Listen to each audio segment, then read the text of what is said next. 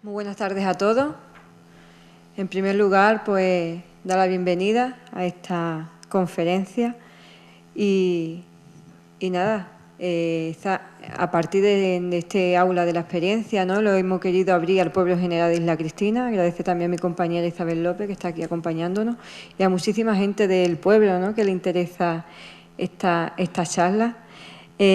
Para mí es un honor estar aquí presentando a nuestro gran profesor, Manuel García Félix, profesor de Inteligencia Emocional por la Universidad de Huelva, escritor, aparte de alcalde de La Palma del Condado, entre otras cosas, porque este hombre, yo no sé de dónde sacar tiempo. Soy yo llevando festejos y educación y estoy hasta arriba contra más este hombre que admiro muchísimo, y él sabe de más que le tengo un especial cariño. Bueno, pues nos va a hablar, ¿no?, sobre los símbolos de la identidad andaluza. Para nosotros es muy importante este tema. Es muy importante porque en Isla Cristina, el andalucismo, lo que es el símbolo, ¿no?, la simbología que hay de la unión con el andalucismo, y sobre todo la figura, ¿no?, de Blas Infante, que este año, en el mes de abril, también es el aniversario, ¿no?, como padre de la patria andaluza. Estamos haciendo muchísimas actividades sobre el tema del recorrido, que también lo haremos durante el mes de abril, el recorrido de los diferentes puntos donde estuvo Blas Infante por Isla Cristina, a través de conferencias, y desde la Concejalía de Educación, que es la que dirijo yo también, pues estamos llevando, ¿no?, la simbología dentro de todos los centros educativos, porque el patrimonio no se debe de perder nunca y lo tenemos que mimar desde los más pequeños, ¿no?, y que sepan nuestras tradiciones, nuestro patrimonio y nuestro mundo cultural, que en Isla Cristina tenemos muchísima cultura. Para mí, desde el primer momento que estuvimos hablando sobre el tema de Blas Infante, hoy hemos tenido la suerte, ¿no?, gracias también a Maritere, Manuel ha estado recorriendo el pueblo de Isla Cristina, visitando algunos puntos concretos, ¿no?, y claves de Isla Cristina. Es un enamorado de Isla Cristina. Cada vez que tiene oportunidad viene un poquillo antes, se toma un cafelillo y visita Isla Cristina. Y para mí es un honor, ¿no?, que le guste Isla Cristina, y que cada vez que tenga un huequecillo o que pueda venir antes, que disfrute de los maravillosos rincones que tenemos en nuestro municipio. Cuantito él me comenta, ¿no?, de esta charla, que es su ilusión darle en Isla Cristina, ya el año pasado la impartió en la Universidad de Huelva. No pude ir por motivo de agenda, pero dije que era un motivo, ¿no?, y algo pendiente que tendríamos en Isla Cristina. Sin más, después de esta conferencia, cuando él termine, pues gracias a Maritere Jara, porque para mí, vamos, es un honor contar con ella, ha preparado un grupo de amigos, un pasodoble Andalucía, que la letra es de nuestro gran carnavalero y gran persona que hizo muchísimo en Isla Cristina, que es de Horacio Noguera. Es un pasodoble de Andalucía. Y la música, pues, de otro gran maestro, ¿no?, como es V. Río, que ha venido aquí también para aprender y escuchar esta cultura nuestra. Sin más, Manuel, te paso la palabra y nada, vamos a disfrutar de esta conferencia. Muchas gracias. Muchísimas gracias.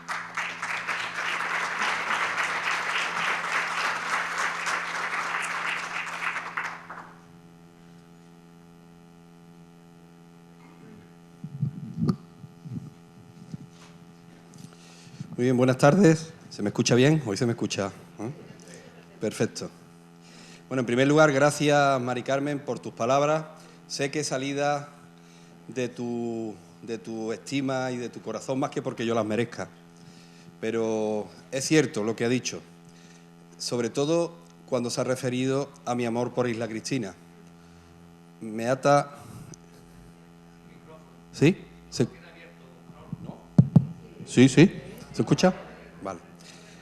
Me ata Isla Cristina, me ata su luz, me ata sus calles, sus casas, me ata su historia, me ata el sentimiento a una ciudad que me ha acogido, a una ciudad en la que me siento como en casa. Es el segundo año en el que estoy en el aula de la experiencia, y si gratificante fue el primer año, porque me sentí realizado y me sentí totalmente compenetrado con nuestros alumnos, con nuestros compañeros, este año ha sido ya la cúspide, ha sido lo sublime. Y lo tengo que decir así porque lo siento así. Y esas cosas se notan. Esta conferencia de hoy era un compromiso que, como muy bien ha dicho nuestra amiga Mari Carmen, concejala de festejo, también quiero saludar a su compañera también, concejala, y por supuesto a todos ustedes. El año pasado cuando lo di en la Universidad de Huelva, y yo le comenté, le dije, no te preocupes que yo esto lo voy a decir en Isla, que es un pueblo con un sentimiento especial hacia el andalucismo. Por supuesto estuvo aquí viviendo Blas Infante, ahora lo veremos, y con un acendrado carácter emocional con respecto a los símbolos andaluces, que es de lo que se trata la conferencia, de poner en valor los símbolos andaluces. La conferencia fundamentalmente tiene tres partes. Yo voy a intentar en 45 o 50 minutos pues decirla. Tiene una primera parte que es un recorrido histórico de Andalucía, prácticamente desde Tarteso hasta nuestros días. Luego tiene una segunda parte que es a partir de la Asamblea de Ronda en 1918, que es donde se establecen los símbolos de la identidad andaluza. Y una tercera y última parte, me lo vais a permitir, porque lo he hecho con mucho cariño y con mucho amor, y le he escrito a Andalucía una glosa, y si me lo permitís al final de la conferencia os la voy a leer, porque he tratado de darle una vinculación a cada provincia andaluza, destacando por supuesto la nuestra de Huelva, como no puede ser de otra manera. Por lo tanto, básicamente esa es la conferencia de hoy. La primera parte, el recorrido histórico. Sabemos que Andalucía es un compendio, un mestizaje de culturas. Somos la consecuencia de que por nuestro territorio ha pasado muchísimas culturas, muchísimas civilizaciones que han dejado huella en la forma de ser nuestra. Pero además, Andalucía tiene un punto estratégico geopolítico, estratégico geográfico. Andalucía está enclavada entre el mar Mediterráneo y el océano Atlántico. Está ubicada entre África y el continente europeo. Ahí está justamente nuestro territorio andaluz. Por lo tanto, ha sido estratégico el lugar que ocupamos en el globo terráqueo para que Andalucía sea la cuna de las civilizaciones en Europa. Y eso está demostrado científicamente, porque la civilización de Tarteso, que es un horizonte cultural, va mucho más allá de la propia cultura fenicia. Por el corredor del Mediterráneo llegaban los barcos hasta Huelva, y ahí desde Los Cabezos estaban las tribus autóctonas viviendo en Los Cabezos, y se fusionaba nuestras tribus autóctonas con ese corredor del Mediterráneo, con esa cultura fenicia. Los fenicios traían pues plantas aromáticas, traían telas exóticas. Los fenicios era una cultura con bastante riqueza, pero claro, no era gratis su visita. Ellos se llevaban el oro, se llevaban la plata de nuestras minas, ellos se llevaban toda nuestra riqueza. Pero esa fusión provocó el asentamiento tartésico, demostrado en ese horizonte cultural, en la zona, en la trilogía, en ese triángulo entre Huelva, Cádiz y Sevilla. Luego vinieron los romanos. Voy a intentar ser rápido. Luego vinieron los romanos. Los romanos, cuando conquistaban los romanos el Imperio Romano, la gente veían que llegaba la modernidad. Fijaros, porque los territorios, las ciudades, los pueblos, los asentamientos urbanos se llenaban de aljibes, de calzadas, se llenaban de puentes, de acueductos, se higienizaba el lugar, se urbanizaban los lugares, y esto la gente lo agradeció mucho. Y también, lógicamente, no es casualidad de que gracias a esa acogida se llevaran aquí los romanos pues aproximadamente entre 700 y 800 años. aquí ellos, en virtud al río Betis, que es el actual Guadalquivir, ampliaron una provincia dentro del Imperio Romano que se llamó la Bética. La Bética por el río Betis, que es el Guadalquivir. Y no solamente era el valle, y no solamente era lo que hoy es Andalucía, ni mucho menos, ¿no? La Bética llegaba hasta la cornisa cantábrica, o sea, toda Hispania, lo que era la Hispania romana, lo que cuando los griegos fue Iberia, era la Bética, era una provincia del Imperio Romano que prácticamente era toda España, pero que estaba referenciada por un río de andaluz, que era el Guadalquivir, en este caso el río Betis. Y se fragmentó el territorio del sur en 4 conventus, los conventus romanos, que eran el conventus de Hispali, Sevilla, el conventus de Gades, Cádiz, el conventus de Córdoba, y el de, ojo, Astígite. El conventus de Astígite era Écija. Fijaros la importancia que tenía la ciudad de Écija en la época. Decir un tema curioso y característico y destacable. Andalucía, Itálica, le aportó a Roma 3 emperadores: Trajano, Adriano y Teodosio. Fueron emperadores romanos que nacieron en Andalucía. Pero también le aportó al imperio el mayor pensador y filósofo que tuvo el imperio, que fue Séneca, que era cordobés, que nació en Córdoba. Por lo tanto, estamos ante un periodo deslumbrante, ante un periodo de riqueza, de composición, que los romanos tuvieron muy en cuenta porque era un territorio, Andalucía y España, rico en muchas cosas. Una vez que estuvieron los visigodos, en el 711 posteriormente, a través de la batalla del Guadalete, los árabes llegan a territorio español y se llevan pues hasta 1492. Los árabes, ya digo que a través de esa batalla del Guadalete, pues implantan sus posesiones en nuestro territorio, y lo que ocurre es que a partir del 717 ya empieza en la cornisa cantábrica las huestes castellanas, las huestes cristianas, a reconquistar el territorio perdido, porque hasta allí no llegaron los árabes. Llegaron hacia la cornisa cantábrica, los Pirineos no lo atravesaron, allí estaba Carlomagno, y impidió ese avance, y los árabes le dijeron, prácticamente en todo el territorio español, llamaron lo que era la Bética al Andalus. Y al Andalus, ojo, que el tema del nombre está ahí todavía muy en cierne, hay muchos investigadores que dicen muchas cosas, pero que, verás, no hay nada definido, y al Andalus llega también hasta arriba. Llega hasta Galicia, llega hasta la cornisa cantábrica, llega casi hasta Asturias, llega casi a los Pirineos. Pero a partir del 716, ya digo, empieza la reconquista castellana y empieza a ganar los castellanos territorios. Se crea el reino de Galicia, el reino de León, el reino de Castilla con el tiempo, hasta que en el 1212, las huestes castellanas, cristianas, pisan territorio andaluz, en lo que habéis escuchado hablar, que son la batalla de las Navas de Tolosa.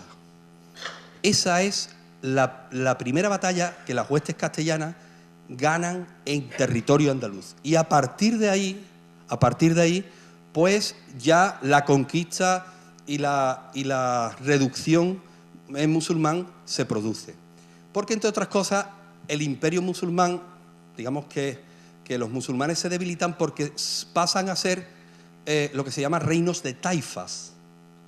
Entonces, lo que era un sultanato en Granada, lo que era un califato en Córdoba. Por cierto, los árabes a Córdoba la convirtieron en la ciudad del mundo.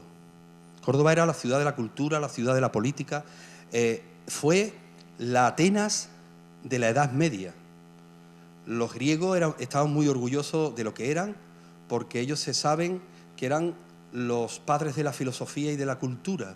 Bueno, pues esa filosofía y la cultura los árabes la trasplantaron en Córdoba e hicieron la capital del mundo de la Edad Media. Pero con el avance castellano se fragmentó en taifas. Habéis escuchado hablar de los reinos de taifas, como cuando un cristal limpio le pegas con un martillo y se rompe. No se parte, pero se resquebraja. Bueno, pues ese resquebrajado es el que se produce con los árabes, una vez que está el avance de los castellanos. En 1492 se conquista el último reino, que es el de Granada. Ya existía el de Sevilla, existía el reino de Sevilla, el reino de Córdoba, ojo, y uno muy importante, que era el reino de Jaén. Y quedaba el reino de Granada. En el reino de Granada estaba Almería y Málaga. Y todo eso eran de los árabes hasta 1492, en que los reyes católicos, como todos sabemos, pues conquistan definitivamente todo el territorio español. Boabdil, sabemos el llanto de Boabdil, que se va, hay un pacto con Boabdil. Y, muy bien, buenas, hola. Y al final, lo que ocurre es que se conquista también en 1492 América, y Sevilla, Andalucía, el puerto de Sevilla, se convierte, pues digamos, en el puerto y en la ciudad del mundo. Viene todo el oro de las Indias.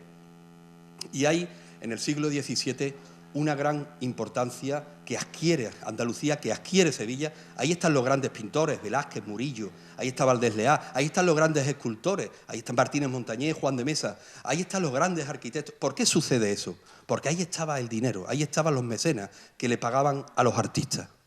Por lo tanto, estamos hablando de la gran preponderancia, la gran elocuencia que tiene Andalucía en el siglo XVII. Y voy a destacar un hecho, 1640. En 1640 hay una revuelta independentista de Andalucía por una persona muy cercana aquí, por el marqués de Ayamonte, la familia de Zúñiga, en connivencia con el duque de Medina Sidonia, el conde de Niebla. Hacen una revuelta en 1640 para declarar la independencia. El marquesado de Ayamonte es muy importante. De hecho, se lo otorgó Carlos V, el emperador Carlos V, a la familia Zúñiga. Importante porque es un conato de reivindicación, de decir, oye, es que estamos, pero que Andalucía tiene una importancia tremenda, porque entre otras cosas está el dinero, está la riqueza, aquí están los grandes mecenas, aquí está la cultura, aquí está el territorio, aquí está el desarrollo de todo un país, ¿no? Lógicamente se aborta y entra en declive esa iniciativa de independentismo. Luego, la duquesa de Medina Sidonia, cuando se lo preguntan, ella siempre lo negaba, pero está en los archivos de Sanlúcar de Barrameda ese intento. El siglo XVII lo aminora mucho la gran peste de 1649, que merma la población en 2/3 partes. 2/3 partes. Y, lógicamente, esto hace que se debilite muchísimo el territorio. En el siglo XVIII, ya vamos por el XVIII, en el siglo XVIII hay un fundamental hecho que es la sucesión de la familia real. Es decir, en 1700 muere Carlos II, se acaba la dinastía de los Austrias. Decía Alarcón, el poeta y escritor Alarcón, que cuando murió Carlos II se había quedado todo un imperio en esqueleto. Se había quitado, o sea, había desaparecido la dinastía de los Austrias, que había llevado a España a su gran imperio. Pero desde 1700 a 1713 está la guerra donde a Felipe V se le nombra rey de España en 1713. En esa guerra, entre gente que participa y pueblos en Europa, era una guerra europea que participaba en favor de los Borbones y en favor de los Austrias. Por ejemplo, los catalanes se pusieron a favor de los Austrias. Al final terminó en 1713 ganando los Borbones y se instauró la monarquía de nuevo en España, pero con otra dinastía que era los Borbones. La Diada de los catalanes es la celebración de cuando perdieron la guerra en contra de los Borbones. Fijaros, es una celebración de una pérdida, de una derrota, porque ellos reivindican que estaban en contra de lo que luego gobernó España, como hecho reivindicativo del territorio nacionalista.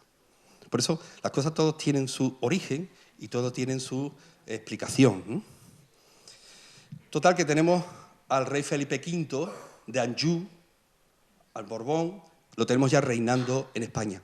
Y en el siglo XVIII hay una cuestión muy importante de la que se hace eco Carlos III y Pablo de Olavides. Pablo de Olavides, gran intelectual, gran erudito, a través de Carlos III lo que hace es la repoblación de Sierra Morena. Sierra Morena, por las estribaciones, por la roca, estamos muy despobladas. Entonces había una desconexión muy grande entre Castilla y Andalucía.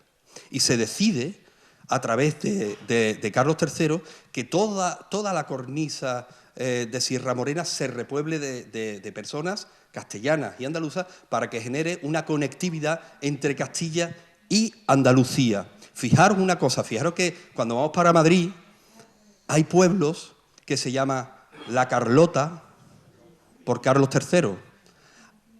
Hay pueblos que se llama La Carolina por Carlos III.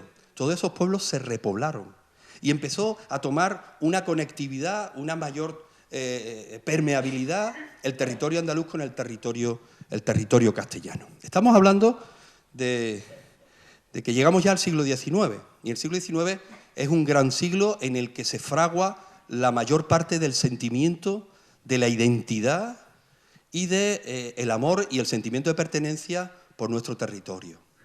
Porque hay muchos hechos que en el siglo XIX ocurren en favor, yo me enreo aquí, en favor de Andalucía. Lo primero, en el siglo XIX, está la guerra de la independencia. Con las Cortes de Cádiz de 1812 se establece el Estado moderno español. Argüelles, cuando redacta la Constitución de Cádiz, era presidente del Congreso, y dice, ahí tenéis Constitución, dice unas palabras muy famosas de Argüelles, ahí tenéis Constitución, ya tenéis Estado. ¿Qué significaba esto?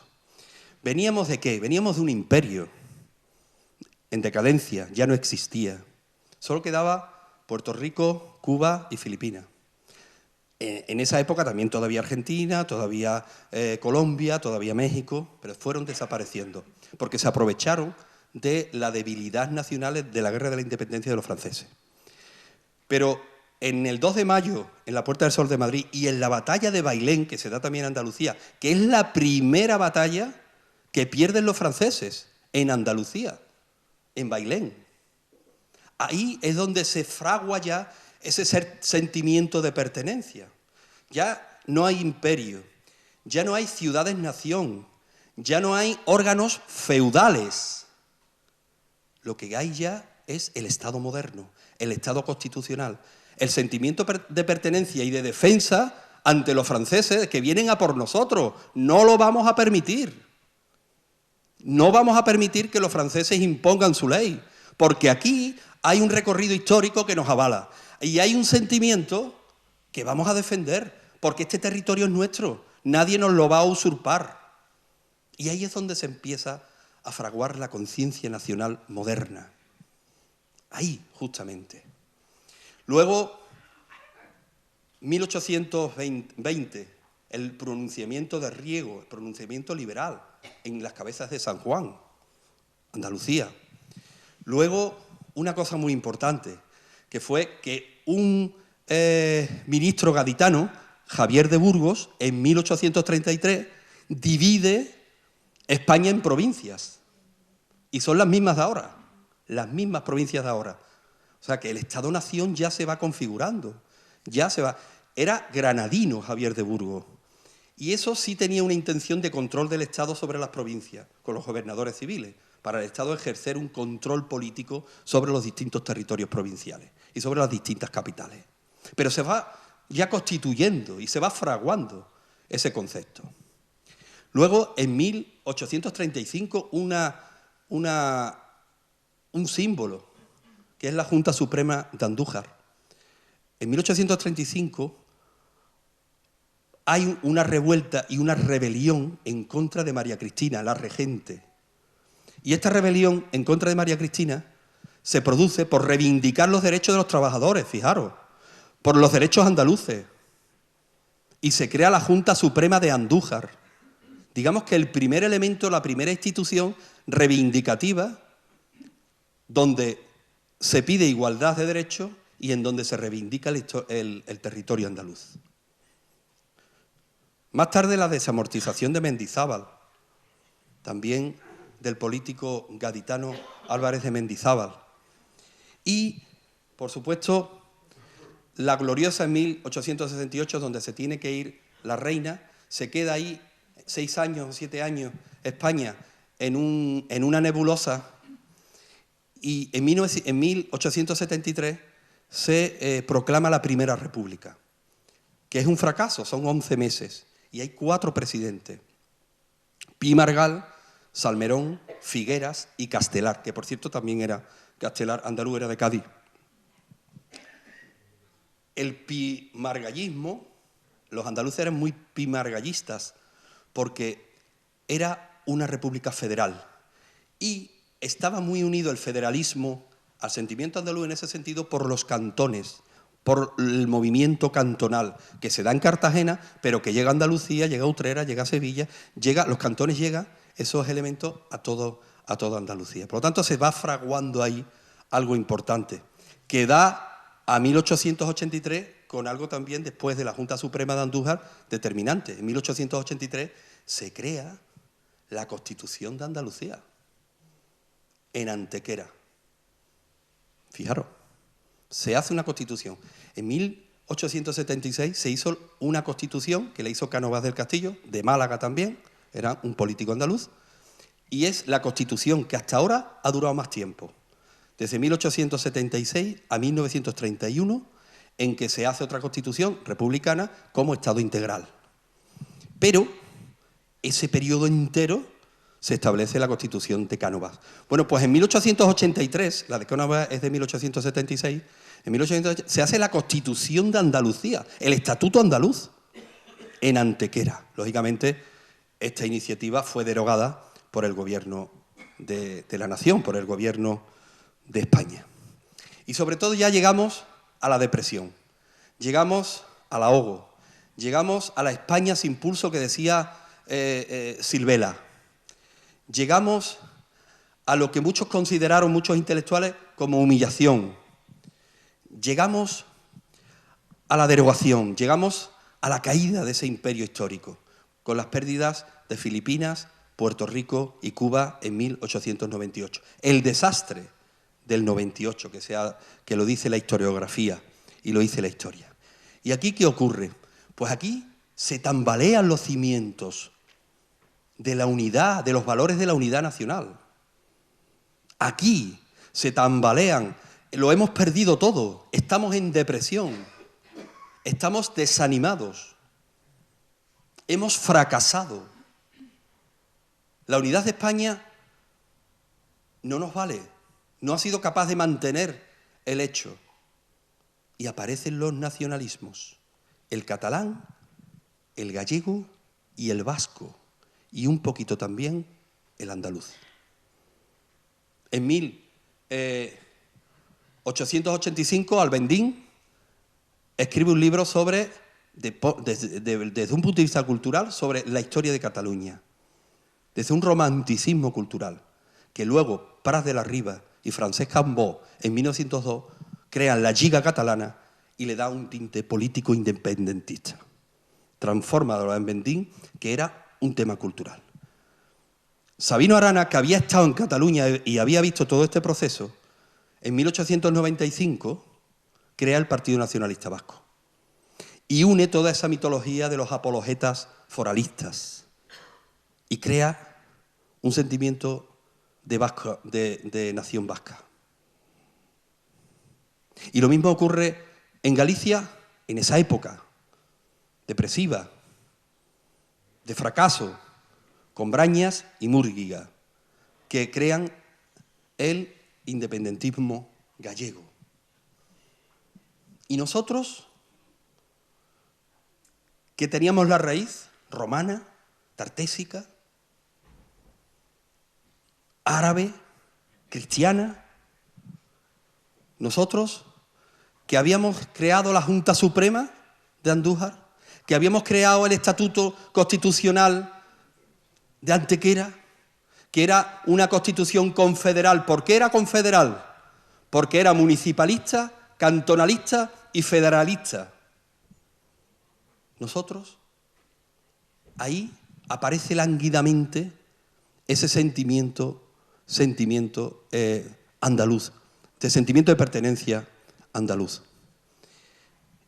¿Y por qué? ¿Y cómo va evolucionando? Con algo que se llama, y que aparece a principios del siglo XX ya, regeneracionismo. Regeneracionismo, que lo introduce Joaquín Costa. Joaquín Costa es el que introduce el regeneracionismo. Antes, Giner de los Ríos, el Aristóteles español, como le decía Ortega y Gasset. Y luego un regeneracionismo transversal, pero que fundamentalmente lo era político por un lado y religioso por otro. El religioso católico, ¿en base a qué estaba? A la encíclica de León XIII de 1890, Rerum Novarum, que es la doctrina social de la Iglesia. La Iglesia ve claramente que se le está yendo la gente a otras tendencias, que el origen de la Iglesia y del catolicismo se estaba difuminando, que es ayudar a los que más lo necesitaban, por las teorías de Marx, de Hegel, por los movimientos de los republicanos, de los anarquistas, que se estaban organizando por abajo, porque arriba estaban las élites, el Partido Liberal y el Partido Conservador, Cánovas y Sagasta. No había sufragio universal. Hasta 1890 no es el sufragio universal masculino. Hasta 1933 no es el sufragio universal femenino. O sea, la gente no podía votar, no se podía manifestar, pero se estaba organizando por abajo.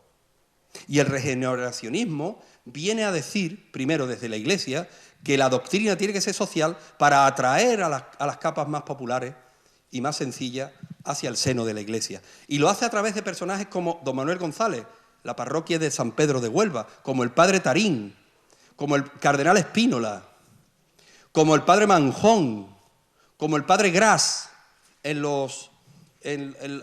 Cristo Rey, como Manuel Ciuró, mi paisano de La Palma del Condado, Manuel Ciuró, que hace y crea las escuelas del Sagrado Corazón para darle clase a los niños más necesitados, que no tenían posibles de educación. Porque donde estaba basado el regeneracionismo era en la educación y en que la gente tenía que comer. Y que nos teníamos que olvidar de una historia pasada que nos estaba lastrando. Por eso decía Joaquín Costa, ya en el regeneracionismo laico, educación, despensa y 7 cerrojos al sepulcro del Cid. Educación, despensa y 7 cerrojos al sepulcro del Cid. Es decir, lo importante que es la educación. La sociedad se tiene que regenerar a través de la educación. Si el 90% de la población en aquel entonces era analfabeta, no vamos a ningún lado. Cuando Europa ya tenía pues, otros índices mucho más avanzados. Y si la gente no tiene para comer, perdóname, esto no es soportable. Por lo tanto, la rebelión está en cierne. Y si nos quedamos anclados en el pasado, en el CI, y si nos quedamos, como decía Joaquín Costa, anclados ahí, pues tampoco tenemos recorrido ya. Porque tenemos que mirar hacia adelante, tenemos que mirar hacia el futuro. Y tenemos que hacer algo importante para la esperanza de nuestra tierra. En el regeneracionismo laico aparece Blas Infante. Blas Infante nació en 1885 en Casares, un pueblo de las estribaciones de Ronda. Era de familia acomodada. Su padre era el secretario del juzgado de Casares. Y su abuelo, Pérez de Vargas, de la familia Pérez de Vargas, su abuelo fue 30 años alcalde de Casares. Él era una familia de posibles. Pero ojo, el padre se puso malo y él tuvo que trabajar en el juzgado para poder llevar recursos a la familia. Decir que Blas Infante era una persona superdotada, era una persona de altas capacidades, porque lo demostraban sus notas. él se va a estudiar bachillerato a los Escolapios de Archidona, a las escuelas pías. Y allí ve que el mundo no es como se lo han dicho. Los que estaban internados allí pagaban 500 pesetas al mes, la familia. ¿Sabéis lo que pasaba con esas 500 pesetas? Que los Escolapios le pagaban la sopa diaria, que se llamaba jiropa, que era una sopa con carne, le pagaba a los niños que no tenían posibilidades. Y gracias a los niños que estaban internados allí, esos niños podían comer caliente todos los días. Eso lo vio él en Archidona y empezó a concienciarse el desequilibrio tan grande que había en Andalucía. Luego se va a estudiar a Granada, saca unas notas espectaculares y lo hace la carrera de Derecho en Granada y lo hace a distancia, fijaros. Tanto es así que cuando tenía 24 años aprueba las oposiciones a notario. Un año antes la ley decía que hasta que no se tuviera 25 años no se podía ejercer la carrera de notario. Pues él, un año antes ya lo había aprobado. ¿Y qué ocurrió? Pues que lo destinaron a Cantillana, un pueblo de Sevilla, y allí pues estuvo un año sin trabajar porque no podía, pero el Estado le pagaba el dinero, le pagaba un sueldo. Y allí entra en conversaciones y en contacto con Pedro Ballina, que era un médico, era masón. Y él se mete en la masonería por Pedro Ballina, desde Cantillana. Él con Sánchez Mejía, que era un ingeniero, con otro ingeniero, pero sobre todo lo que él hace allí, aparte de conocer a su mujer, que era Angustias García Parias, que era de la familia Parias, de Peñaflor, él lo conoce, porque conocía a su padre y conoció entonces a su hija, y se casaron, se fueron luego a vivir a Sevilla. Pero aquí entra en contacto y él va al Ateneo. En el Ateneo se cosía todo, toda la intelectualidad en el Ateneo de Sevilla. Ahí había gente que hablaban de andalucismo. Estaba Mario Méndez Bejarano, ahí estaba Felipe Cortines Murube, ahí estaba Isidro de las Cajigas, ahí estaba José Andrés Vázquez, ahí estaba Manolo Sánchez Pizjuán. Ahí había grandes escritores, José María Izquierdo, que hablaban de andalucismo, de un andalucismo sano, culturalista, patriótico. Y llega Blas Infante con su libro debajo del brazo que se llama El ideal andaluz. Y lo lleva a la sección moral del Ateneo. Y aquello es un escándalo. La gente no lo acepta y hay que entenderlo porque era una opinión muy rupturista. Porque hablaba en su ideal andaluz, que por supuesto él lo dice y nadie se lo publica, pero lo publica él en 1915 y empieza a repartirlo por todo el mundo. El ideal andaluz fundamentalmente es un amplio libro donde hay muchísimas cosas, pero voy a resumir dos cosas. La primera, empieza con una tabla masónica y luego denuncia el tema del caciquismo y el tema del latifundismo. Y le da solución al caciquismo desde el municipalismo, que es una idea darwinista, positivista, krausista, introducida por Joaquín Costa. Él dice que la revolución tiene que venir desde abajo, no como las élites, desde arriba hacia abajo, no, desde abajo hacia arriba. Esa es la solución municipalista. Y luego una solución al latifundio del mejor reparto de la tierra, por el sistema georgista de Henry George, porque lo que era Blas Infante era georgista. Además, lo decía abiertamente y está en su biblioteca de la Casa de Coria, sus libros de Henry George. ¿Qué decía Henry George? Henry George decía que solamente debería haber un impuesto sobre la tierra que no produce. Nunca jamás un impuesto sobre la rentabilidad de la tierra. Por lo tanto, el problema de la tierra, el problema obrero, era el problema real que tenía Andalucía. Y eso era muy compatible desde esa idea del buen reparto de la tierra. Eso pasó en 1915. En 1916 se crean los centros andaluces, centros regionalistas andaluces. Son centros que se crean en toda Andalucía menos en Almería. En Huelva había uno, pero en Almería no. Es el único sitio donde no se ha detectado que hubiera un centro andaluz. Y los centros andaluces era una idea de unicidad nacional, pero desde la diversidad regional, desde el punto de vista heterogéneo. Y se estudiaba lo andaluz desde un punto de vista cultural, desde el respeto a la unidad nacional, pero siempre desde la reivindicación de la hegemonía y la diversidad de culturas en Andalucía. Y llegamos a 1918. 1918 es una fecha crucial, determinante.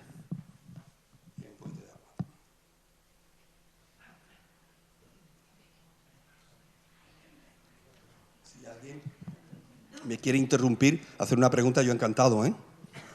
Yo encantado. ¿Eh?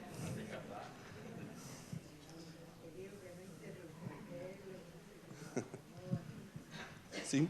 Asamblea de Ronda. Fijaros qué foto más bonita. El otro día hablé con un concejal de Ronda, el concejal de turismo, y me ha invitado a ir al casino de Ronda a ver ese espacio, esa mesa que está todavía, esos atributos. Y lógicamente me emocioné. Digo, hombre, me estás haciendo una oferta irrechazable, ¿no? Porque, fijaros, aquí está Blas Infante. Y ahí hay una tela que es el escudo. ¿Qué ocurre en la Asamblea de Ronda? Fundamentalmente tres cosas. La primera,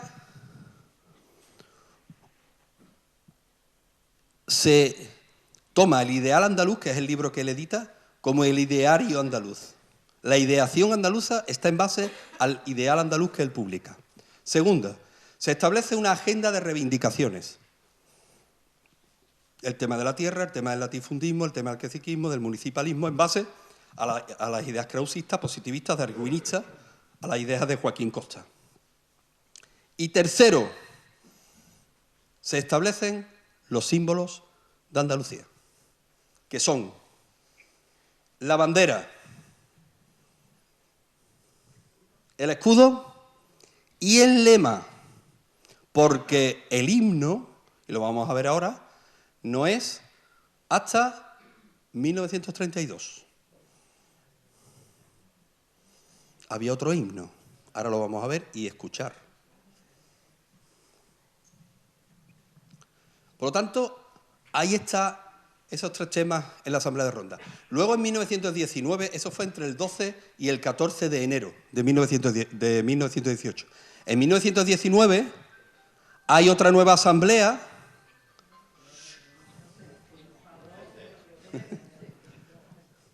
Apagar el teléfono. Vale. Vale.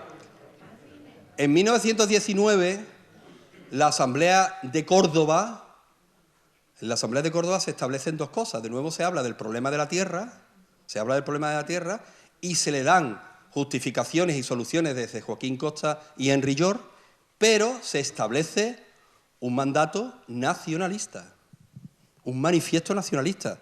Se proclama en la Asamblea de Córdoba un año después.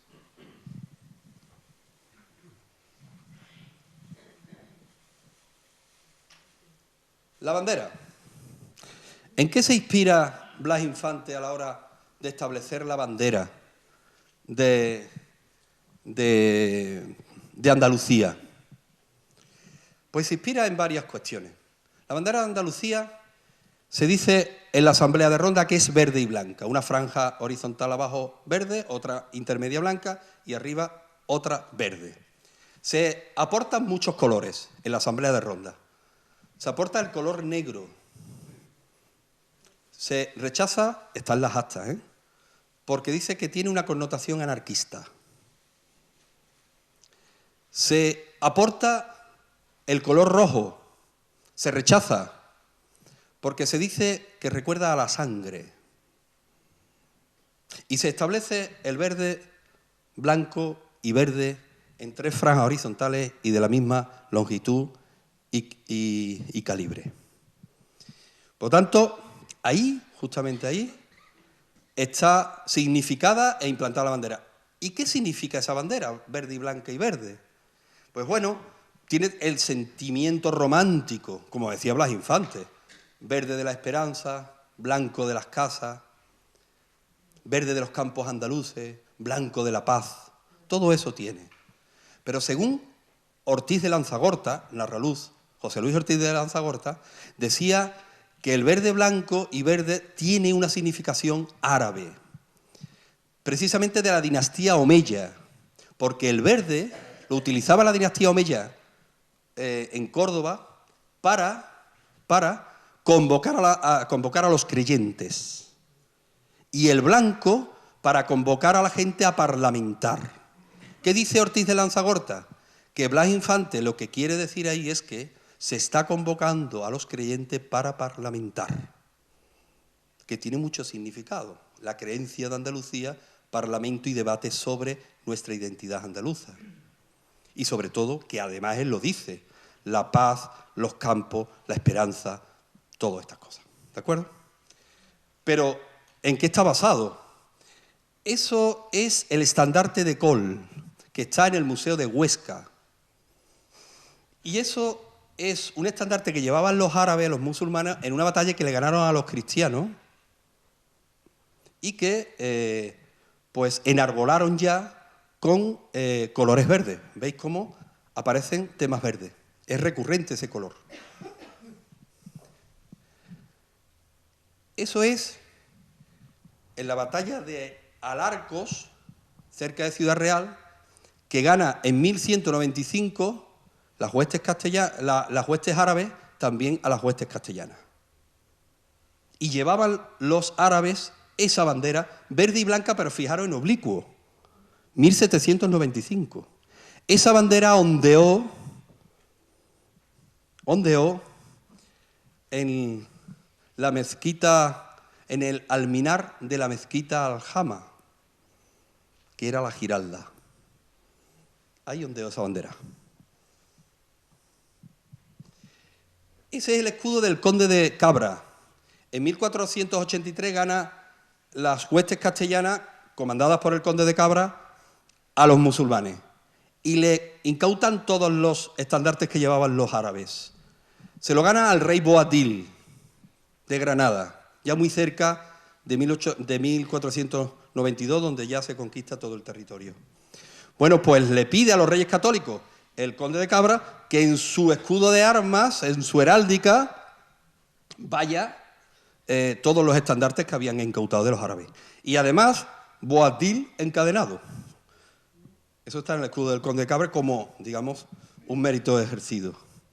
Las cadenas eran muy recurrentes. Fijaros que en el escudo de España, acordaros, hay unas cadenas, ¿no?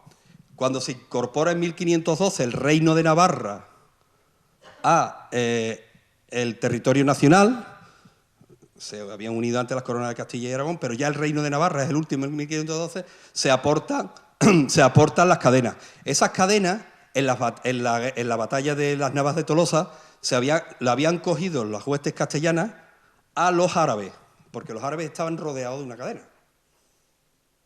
Y cuando la ganaron, se lo llevaron. Como eran la mayoría navarros, pues pusieron como escudo y heráldica del reino de Navarra esas cadenas que le incautaron en las Navas de Tolosa. Y fijaros un detalle del escudo de España, que en esas cadenas hay como una perla verde.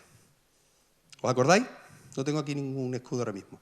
Pero esas cadenas, en el centro lleva una perla verde. Esa perla se la quitaron al emir, al turbante del emir, se la quitaron de su esto y la pusieron también como símbolo en el escudo de España. Esto es un poco de leyenda, ¿eh? En 1810 hay una manifestación de mujeres y de niños en Casares, reivindicando derechos para los niños y para las mujeres. Y llevaron una bandera blanca y verde. Parece ser que esto lo sabía Blas Infante y se inspiró en ello. Pero la historiografía ha demostrado que quizás esto no sucediera. Lo digo porque no hace mucho que lo he leído, ¿eh?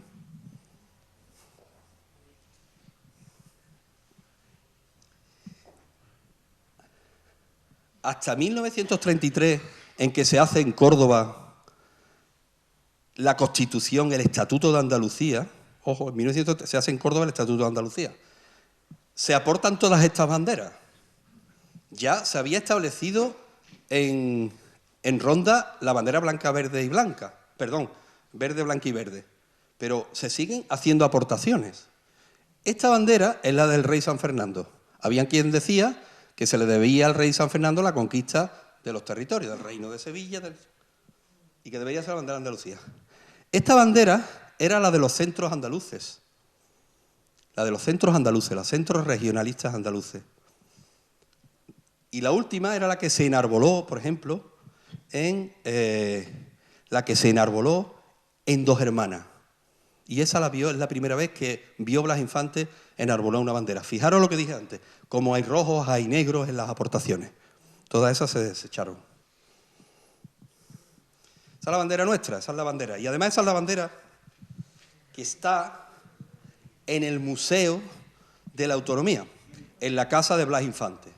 En 2001, la Junta de Andalucía, a través de Antonio Ortega, que era entonces el consejero de Presidencia, compra la casa de Blas Infante y se hace museo. Esa bandera es la más antigua, está expuesta.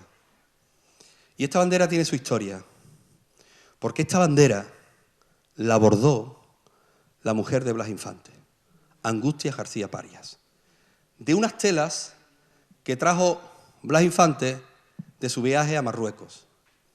Él viaja a Marruecos cuando vivía en Isla Cristina. Él se va en un exilio interior en 1922. Él se viene de la notaría de Cantillana, se viene a la notaría de Isla Cristina. Y está aquí hasta 1931. Muchos dicen que es por un autoexilio, porque no estaba de acuerdo con el directorio militar de Primo de Rivera. Es posible, pero no es esa la causa. Parece ser que algún problema tuvo con su familia política y él se retiró aquí a Isla Cristina, a un lugar maravilloso, lo reitero, a vivir y a experimentar otra realidad obrera. Porque hasta ahora él había trabajado mucho el obrerismo, el latifundismo, el caciquismo, pero desde un punto de vista agrario. Ahora se va a la mar y quiere ver la realidad obrera de la mar, de las fábricas de salazones. Y está viendo cómo los obreros tienen que salir, los marineros salir y jugarse la vida en el mar, en las tempestades, por la noche y volver al amanecer. Todo eso lo ve Blas Infante y todo eso lo experimenta en Isla Cristina. Pero es un periodo ahí donde no hay Ateneo, de Sevilla, donde no hay una actividad cultural, y él está en ese sentido con más tiempo y más tranquilo. Pero él crea esa actividad cultural aquí, en el Ateneo, él crea esa actividad cultural en el casino, y él hace pues esas actividades. Y él hace dos cosas fundamentales también. Escribe un libro sobre flamenco, Origen del flamenco, lo escribe Blas Infante en Isla Cristina, porque él había estado escuchando toda la vida en Málaga a Juan Breva, él había estado escuchando a la Trini, él había estado escuchando pues al Curruco de Antequera, él había estado escuchando al Tuerto de Casares, y él tenía inoculado el flamenco. Y él se va al estudio del flamenco porque ahí en ese viaje que hace a Marruecos hace dos cosas. Trae el origen del flamenco y dice que tiene tintes árabes y reminiscencias árabes, y trae esas telas con las que su mujer, Angustia García Parias, realiza y borda esa bandera. En 1931 él pide el traslado a Coria y ya deja de estar en Isla Cristina. Su mujer, Angustia, la que bordó esta bandera, dijo que la etapa más feliz de su vida había sido la que había vivido en Isla Cristina. Aquí nacieron sus dos primeras hijas. Ellos se llevaron mucho tiempo porque no podía tener niños. Blas Infante se leyó más de 20 libros de ginecología para intentar hacer lo indecible por tener a sus hijas. Seguramente cuando se quedó un poquito más tranquilo y ya vino aquí, pues pudo ser un poquito más fácil. Pero la realidad... Exactamente. La realidad, exactamente. Todo confluyó, no te quepa la menor duda. Aquí estaba la gloria. Y eso le posibilitó algo que él quería conseguir, que eran sus hijos, los tuvo también Isla Cristina. Y entonces ya se fue. Entonces, esta bandera está en el Museo de la Autonomía. Esta bandera fue la que sale el 4 de diciembre de 1977 en esa reivindicación de todas las ciudades andaluzas. Y en Sevilla unos niños llevaron esta, la de Blas Infante. También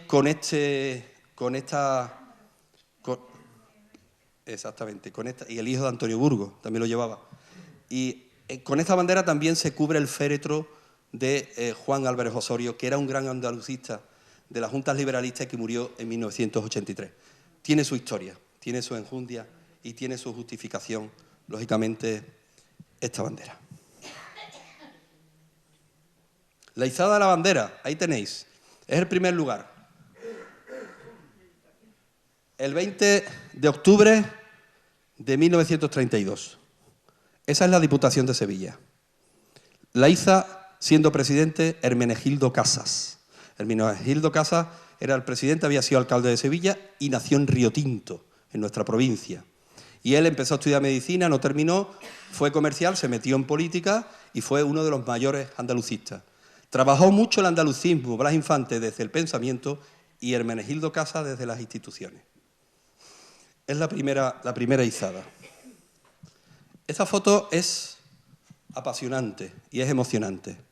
Es la primera vez que se iza la bandera de Andalucía el 6 de noviembre de 1932, que se iza en un ayuntamiento. ¿Sabéis qué ayuntamiento es? La primera vez que la bandera de Andalucía se iza en un ayuntamiento. Para honra y gloria de Huelva, Aracena.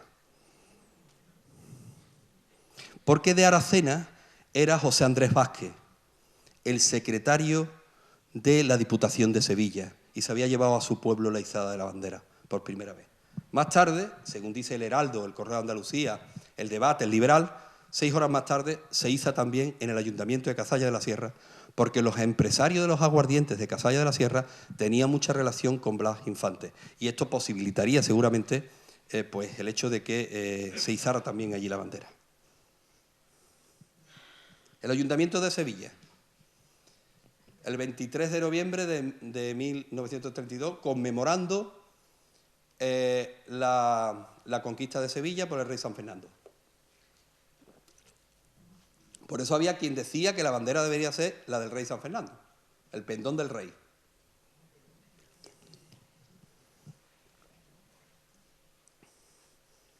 Escudo, emblema y lema.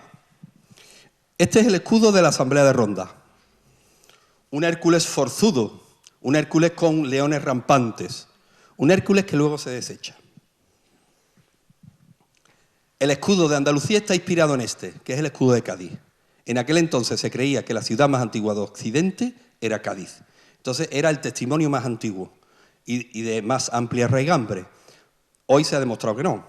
Se demuestra que Huelva tiene una estructura urbana pues también próxima o más antigua incluso que la de Cádiz. Pero ahí se inspira, ahí está inspirado el escudo de Andalucía, en el de Cádiz. Andalucía por sí, para Iberia y la humanidad. En 1922 y 23 está este escudo en la Casa de Andalucía de Madrid. Andalucía por sí, para Iberia. Luego se cambia para España y la humanidad. Pero es curioso, ¿no? Porque esto se ha encontrado y creo que esos cambios son importantes. Oneleiter hace en 1934 el cartel de las fiestas primaverales de Sevilla y mete Oneleiter el escudo de Andalucía. Fijaros, ¿ves? Ahí ya Andalucía por sí, para España y la humanidad. Una cosa, el lema se establece en Ronda. ¿Cuál era el lema de Andalucía? Andalucía por sí, por España y la humanidad. Antes era para sí. El lema está introducido en el escudo. Pero era para sí, se cambia para sí, por España y la humanidad, porque se cree que para sí es egocéntrico. Y se pone por sí, porque tengo cultura, porque tengo raigambre, porque tengo historia, porque tengo patrimonio, sobre todo porque tengo gente, por sí. Para España, porque no solamente Andalucía se queda en España, se queda en Andalucía, sino que trasciende a lo español. Y somos un territorio de una unidad. Y la humanidad, porque el sentido de Andalucía es de humanización, es de humanidad, es de trasciendo incluso mi propio territorio de limitación de España. O sea que el lema tiene una amplitud de brazos impresionante, ¿no? El lema nuestro. Estos 3 escudos lo proponen los presidentes de las diputaciones provinciales de Andalucía en 1977, cuando se reúnen y dijeron, después del 4 de diciembre, vamos a hacer un escudo de Andalucía, y proponen estos 3 escudos. Lo que pasa es que luego sale Antonio Burgo, un narraluz, un escritor, y dice, Andalucía ya tiene escudo, hombre, claro que tiene. ¿A dónde vamos? Los narraluces, me encanta esa palabra, era una generación no delimitada en un espacio temporal como todas las generaciones, ni en una corriente literaria como todas las generaciones, pero una corriente de escritores muy comprometidos con Andalucía, narraluces, narradores de la luz, narradores andaluces. Y ahí estaba Antonio Burgo, Ortiz de Lanzagorta, Carlos Muñiz y tantos otros, Manuel Barrios, Alfonso Grosso. Y ahí se dice, y lo dice Antonio Burgo, que el escudo ya está, que además el escudo está en la casa de Blas Infante, en el dintel de la puerta de entrada, que lo hizo un ceramista en 1932 y que lo dibujó un pintor de Coria en 1931 en base a la idea que le aporta Blas Infante. Ese es el escudo. Ese es el escudo de Andalucía. Ese escudo está en la puerta del dintel de entrada de su casa de Coria. Fijaros que no tiene nada que ver con el escudo de Ronda, ¿no? Ni con los que aportan los presidentes de las diputaciones. En primer lugar, hay un Hércules semidios, un Hércules joven, un Hércules mítico, mitológico, un Hércules que significa la eterna juventud, la nueva Andalucía, la eterna juventud, la nueva Andalucía, la Andalucía de la esperanza. Un ser mitológico, semidios, ya digo, que desde el símbolo divino del estado consciente modela la actitud de los seres indomables de la humanidad, desde la conciencia y la razón, que son los leones, son los seres indomables. Desde la sabiduría, la conciencia y la razón de un semidios, Hércules, símbolo divino de la conciencia, llega al entendimiento los seres indomables porque se representan anestesiados, se representan dominados por la razón. Es la Andalucía de la esperanza, es el Hércules joven que simboliza la nueva Andalucía, la Andalucía regeneracionista del ideal andaluz. Y lo hace desde 2 hazañas. De una hazaña primero, que es la de Prometeo, la vida, y de una segunda hazaña, que es la del Averno, la muerte. Y de nuevo la vida, es decir, vida, muerte, vida, la resurrección de Andalucía. La resurrección de Andalucía.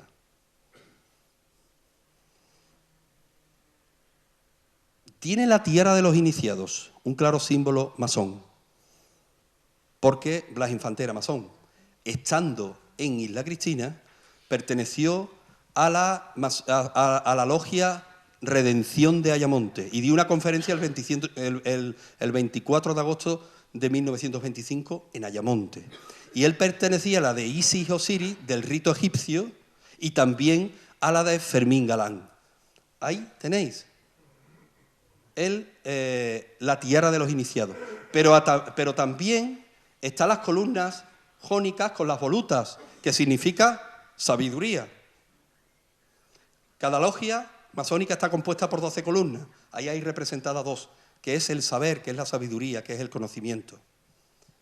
Y luego Si habéis ido alguna vez a la casa de Blas Infante, es una estructura masónica. Empieza por un pasillo oscuro y luego se abre a la casa. De la oscuridad a la luz. De la oscuridad a la luz. Luego todos los dinteles están bajos, hay que agacharse para pasar por los dinteles. Eso es la humildad. Todo eso representa, todo eso está acogido en el escudo de Andalucía. Vamos a escuchar una cosa, ¿eh? Ya estamos terminando, ¿eh? Me estoy pasando un poquito, o mucho, pero estoy muy contento, estoy encantado. Gracias por vuestra atención. No se escucha la boca, muy importante.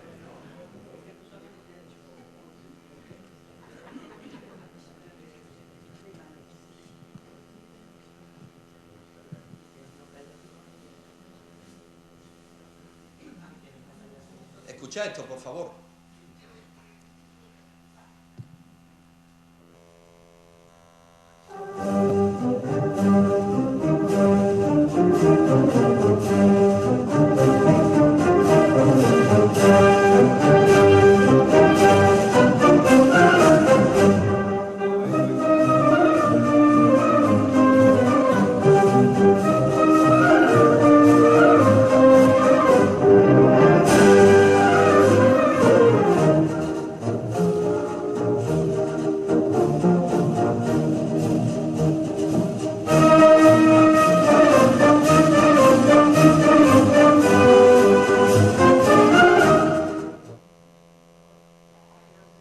Muy bien.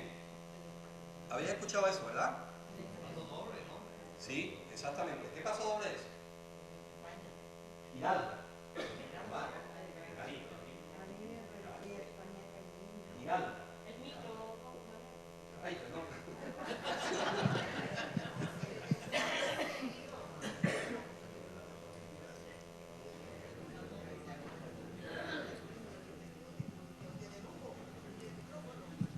Es el pasodoble Giralda. Hasta 1933 fue el himno de Andalucía. Es más, dos cosas. Cuando se hizo la bandera, Hermenegildo Casas en la Diputación de Sevilla. Cuando se hizo la bandera en Aracena, se hizo en Cazalla, se hizo en Dos Hermanas, se hizo en el Ayuntamiento de Sevilla, se hizo con ese pasodoble, interpretado como himno de Andalucía. Es más, Blas Infante intentó sacarle una letra a ese himno, ¿vale? Pero luego ocurrió esto. A ver si ya suena esto.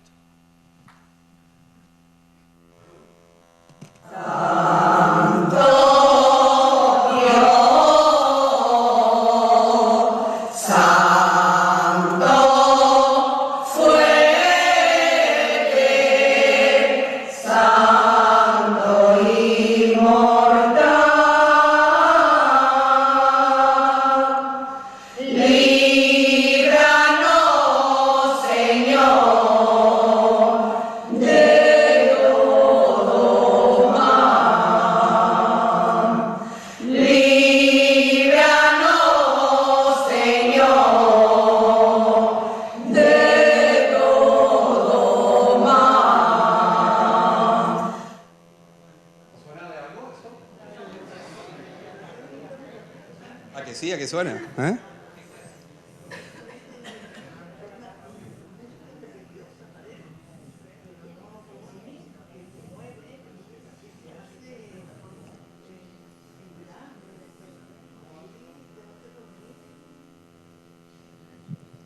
Ese es el himno del Santo Dios. Y Blas Infante escuchó ese himno cuando estaba en los escolapios de Archidona, porque lo cantaban los padres escolapios. Es el himno al sol, es el Santo Dios, himno al sol que cantaban los campesinos cuando se iban por la mañana y le daban gracias a Dios y volvían por la tarde, al anochecer, al atardecer, y les volvían a dar gracias a Dios. Una peraó, que es una palabra preciosa, llevaba un sombrero delante, lo tiraba, cantaban, lo cogía, lo volvían a cantar. Eso lo sabía Blas Infante, porque lo escuchó en Archidona, porque lo escuchó en Cantillana, porque lo escuchó, según él, en el Alhorno, en las fiestas de San Juan, y también en Écija. Y después cogió a don José Castillo, al director de la Banda Municipal de Sevilla, y compuso a piano el himno de Andalucía con la letra que él hizo. Y la primera vez que el himno sonó fue el 7 de julio de 1936, porque esto se editó en 1933 en una revista de las Juntas Liberalistas, pero no se interpretó, se publicó. Pero luego, el 7 de julio de 1936, se interpretó en la Plaza de San Lorenzo de Sevilla. Y 2 días más tarde se interpretó en la Alameda de Hércules de Sevilla. Y ya nunca se volvió a interpretar más hasta 1977, en que se editó este disco, Himno de Andalucía, que encargó Alejandro Rojas Marco a Carlos Cano y que grabó con una coral que se llamaba Coral de Heliópolis, del barrio de Heliópolis de Sevilla. Y esto, pues bueno, pues empezó ya el disco y empezó a ponerse y empezó a familiarizarse con ello. Bueno, hasta aquí hemos llegado. Yo voy a leer ahora una glosa, que es la tercera parte de la conferencia. Antes de leer la glosa, me voy a permitir que os agradezca vuestra atención, pero sobre todo que lo que hemos visto hoy aquí, lo que hoy hemos visto aquí, es el trabajo, es la reivindicación, es el convencimiento de mucha gente, de muchas personas, de muchas instituciones que trabajaron e incluso dejaron sus vidas por Andalucía y que no pudieron disfrutar del Estado de Derecho y de libertades que hoy todos gozamos. Murió Blas Infante en la carretera de Carmona, el kilómetro 4. Murió fusilado. Le dieron muerte desde el fusilamiento. Exactamente. A él lo cogieron el 2 de agosto de 1936 y murió el 11 de agosto de 1936 en el kilómetro 4 de la carretera de Carmona. Lo que estaba comentando era que gracias a todas esas personas, toda esa gente que trabajaron, se ha hecho grande nuestra tierra y hoy gozamos del régimen de libertades y de derechos que tenemos. Instituciones, la Junta Suprema de Andújar, los cantones federalistas, la Constitución de Antequera, el Ateneo de Sevilla, el ideal andaluz,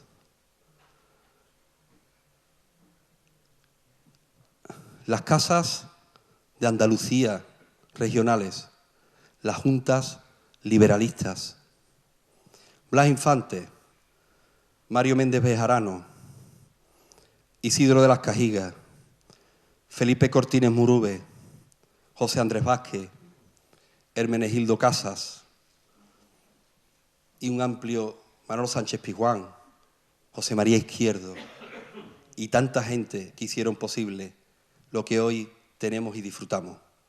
La revista Andalucía, la revista Bética, la revista Amanecer, que es Andalucía siempre, un amanecer continuo.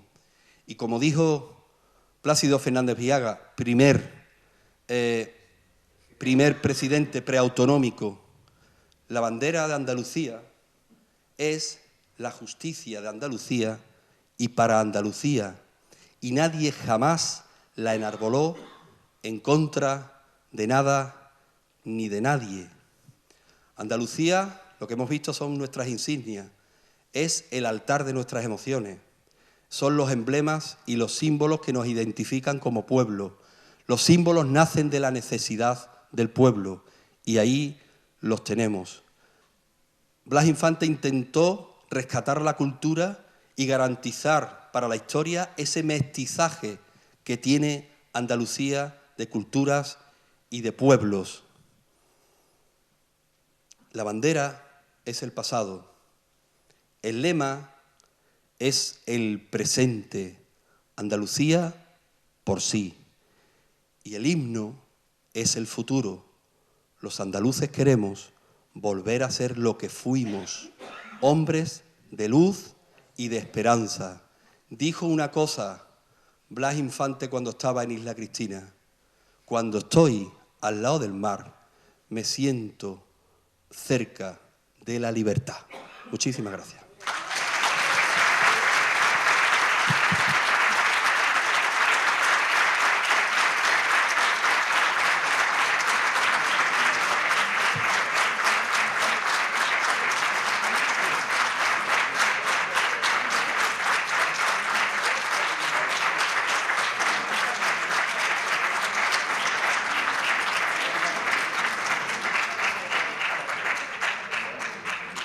Voy a leer, si me lo permitís, esta glosa no es muy larga, tiene unos 5 minutos, pero lo he hecho con mucho cariño y me gustaría, es sobre Andalucía, y me gustaría dedicarosla a todos vosotros,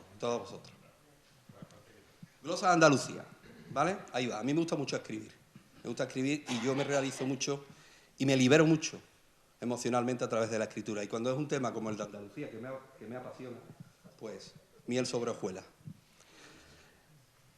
Estos días azules y este sol de la infancia. Una salvedad, este es el leitmotiv de la glosa. Esto era un poema que se encontraron en la chapona, que se dice en el bolsillo de Antonio Machado, cuando en Collioure murió en 1939. Estos días azules y este sol de la infancia. Las azules infancias de Machado de un patio de Sevilla, que son los patios andaluces, de verde que te quiero ver de limonero, de verdinas en las tapias y de olores en verano a dama de noche. Tartesos como primera civilización, la bética de conventus en la Hispania romana, emperadores que da la tierra al imperio, Adriano, Trajano y Teodosio, y una referencia del pensamiento filosófico, Séneca. Los amores de Almendro Blanco, de Abderramán, la poesía enarbolada de Al-Mutamiz y las lágrimas de pena de Boabdil. Ten tu día, dice el rey San Fernando, y se detiene el día en un atardecer para conquistar la ciudad de la gracia y devolverle de nuevo la sede isidoriana. El reino de Sevilla, el reino de Córdoba, el reino de Jaén, el reino de Granada, el oro de las Indias, la circunnavegación de Magallanes y el Cano, la leyenda de la Peña de los Enamorados, el Guadalquivir siempre naciendo en Cazorla, la Serrana, y constantemente muriendo entre Sanlúcar y Doñana.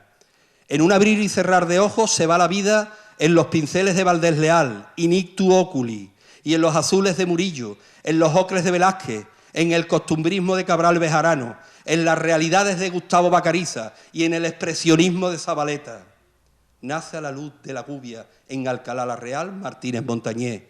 Al tallado de la madera de cedro en Córdoba, Juan de Mesa. Al compás y la escuadra en Jaén, Andrés de Vandelvira. Al ladrillo aplantillado en Sevilla, Aníbal González. A la armonía y al sonido del arpegio en Algeciras, Paco de Lucía. La Constitución de Cádiz, la batalla de Bailén, los 7 niños de Écija, el puente de Alcolea, el pronunciamiento de Riego, el espadón de Loja, el general Torrijos muerto sobre la arena de las playas de Málaga, el año de los tiros, Mariana Pineda, esos días azules y ese sol de la infancia en los que Andalucía se creaba a sí misma, un tiempo sin tiempo para que cernuda, en donde habita el recuerdo de sus poemas. Julio Romero de Torres, pintando a la mujer morena, y Daniel Vázquez Díaz, los frescos de la Rábida, el limpio azul del Mediterráneo en los lienzos de Picasso, la arboleda perdida en la prosa poética de Alberti, que se derrama por el camino de los enamorados, una canción para Andalucía en la sensibilidad de Carlos Cano, de Ronda Vengo, lo mío buscando, unos versos de Fernando Villalón a la Giralda, una evocación de Manuel Ciuró a la torre de mi pueblo de La Palma, y un romance de Abenámar a la torre de la Vela, del Albaicín. Juegos florales en el Ateneo de Sevilla, que gana José María Izquierdo, Blas Infante con su ideal andaluz, Mario Méndez Bejarano hablando de andalucismo y Blasco Garzón reuniendo allí la generación del 27. Bienvenido a Miguel Ríos en su Albaicín de leyenda y música, a Maimónides en la judería cordobesa del ayer, un paisaje literario de la Almedina almeriense con Alfonso Berlanga, a Quilino Duque en la vida de recuerdos de su Triana y Ramón Franchelo en el Perchel, el Litri, Frascuelo, José, Belmonte, Manolete, Curro Romero, la media Verónica de la vida y de la muerte, Joaquín, Isco, Mágico González, José Antonio Reyes, también aquí el existir y el óbito. En los riscos de Andújar, la Virgen como cabeza y mediadora del mundo universal, la blanca paloma del Rocío en las seguidillas de Muñoz y Pavón para que el pueblo las cante y luego llegue hasta el corazón de la marisma, con los romeros de la Puebla, los marismeños, los hermanos Reyes, el Pali, el Perejil. Miradas mudas y ojos silenciosos, llenos de devoción para el abuelo de Jaén, la pintura del Cristo de Burgos de la Catedral de Almería, el cautivo de Málaga, el Cristo de los Gitanos del Sacromonte, el Nazareno de Santa María, el Nazareno de la Concepción, el Cristo de los Faroles, el Gran Poder en San Lorenzo. Los días azules y el sol de la infancia mezclados con el paisaje verde y blanco andaluz de sus lugares inefables. La calle Lario, la calle Sierpe, la Rambla, la Caleta, la Plaza de las Tendillas, la Plaza de las Monjas, la carrera del Condestable, la carrera del Darro.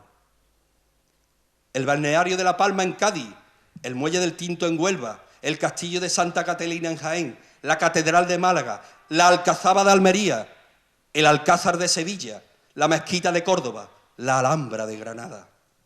El verde literario de los narraluces, de esa generación sin tiempo, dejando sellado el lienzo apergaminado de nuestra Andalucía y escribiendo que tenía que levantarse de su propia caída y renacer de nuevo de las cenizas deshechas. Ortiz de Lanzagorta, poniendo a nuestra tierra en cuerpo y sangre. Alfonso Grosso trayéndole flores a María, que Antonio Burgos en una glosa dice que es la esperanza macarena. Viejos olivos sedientos bajo el claro sol del día en los versos de Machado. Antoñito el Carborio de Federico. La luz con el tiempo dentro de Juan Ramón. El rito y la regla de Rafael Montesino. La revista Litoral de Altolaguirre. Las coplas de carnaval de Juan Carlos Aragón. El bueno, el feo y el malo de Clint Eastwood en Cabo de Gata.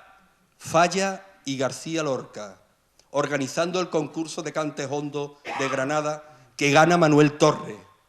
Juan Breva, la Trini, el Corruco de Antequera, grabando discos de pizarra que escucha Blas Infante para escribir su libro sobre el flamenco en Isla Cristina.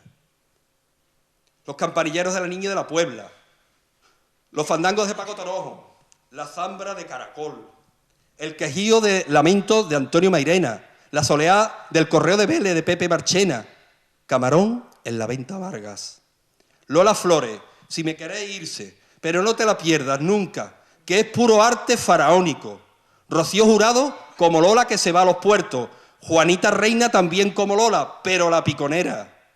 El emigrante de Juanito Valderrama, el amigo conductor para Perlita de Huelva y el soy minero para Antonio Molina. Joaquín Sabina nos regala un sueño de 19 días y 500 noches sobre Andalucía para que no se vaya por los cerros de Úbeda.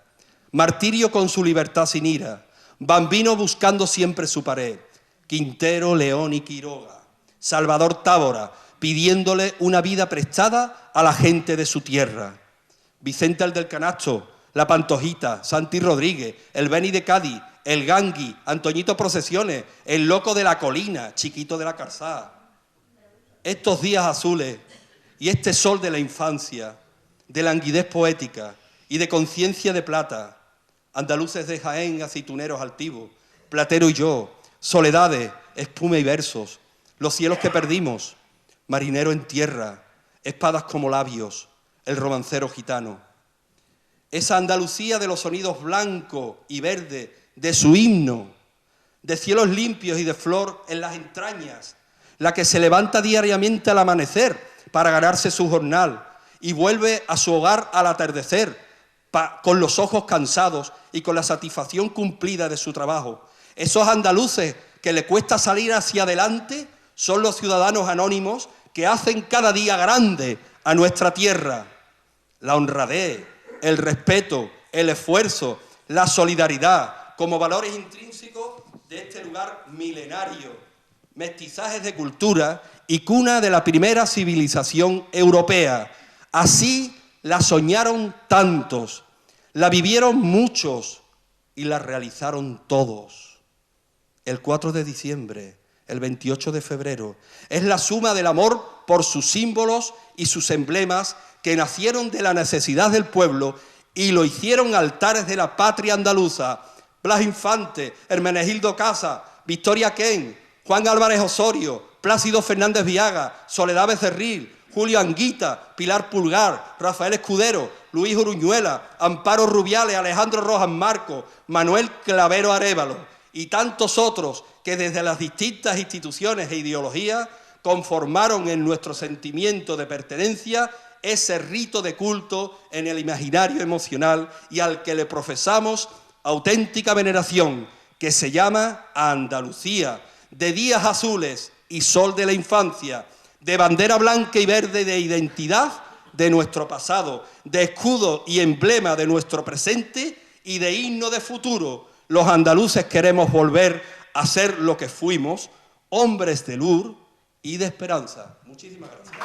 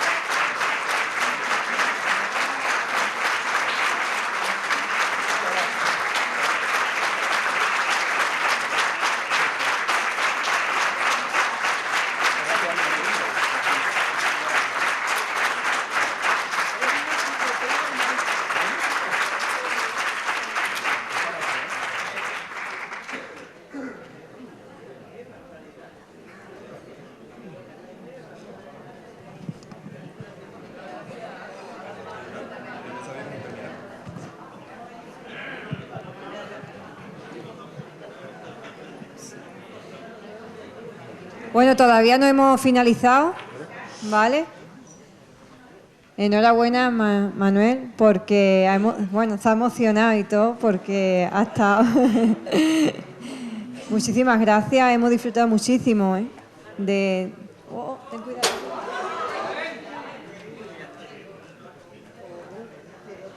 De esta conferencia. Lo prometiste, lo has cumplido, así que ahora vamos a disfrutar de un grupo de amigos que gracias a Maritere pues ha reunido a todos para cantar este paso doble de Andalucía. La letra es de Horacio Noguera y la música de V. Río, que está por aquí también. Así que vamos a disfrutar un poco de nuestra Andalucía.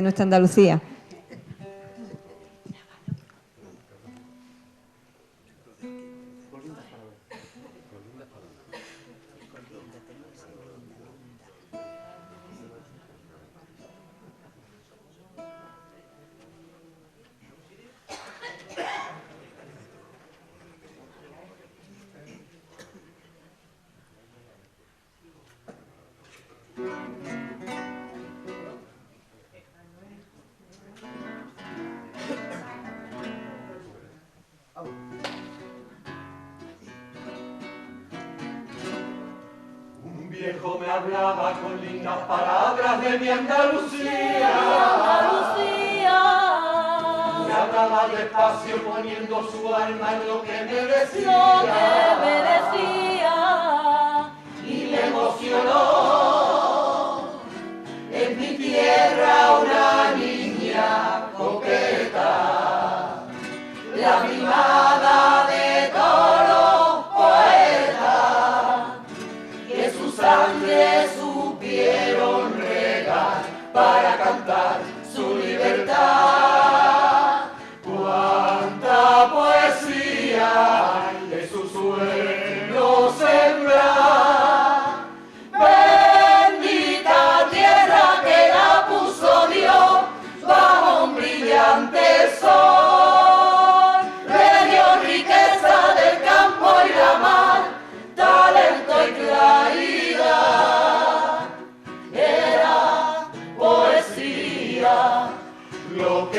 cantaba su voz y en sus palabras llegaba su corazón y me decía, tú que eres joven chaval, cántale con mi cariño, yo ya no puedo cantar.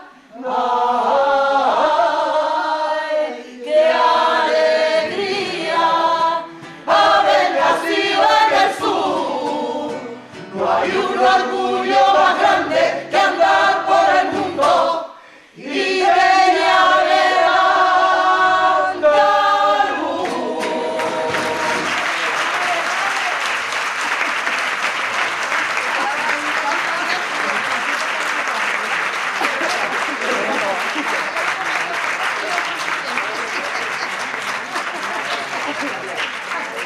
Lo voy a hacer en todos lados, oiga, en todos lados.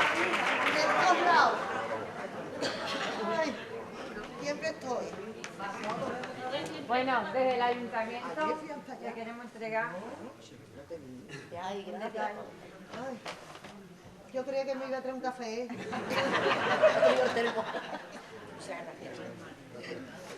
Ay, mi madre.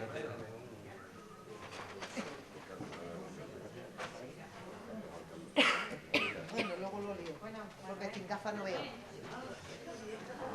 Anda.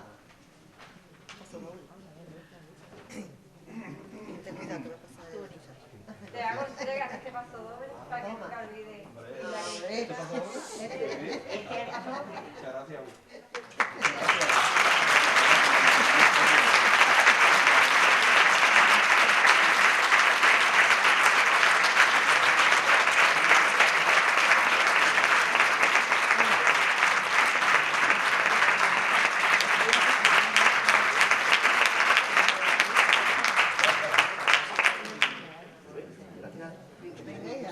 Hasta luego, gracias, América mía. Ay, para todo, hija, para todo. Para todo. Ah, Isa. Espérate, hija.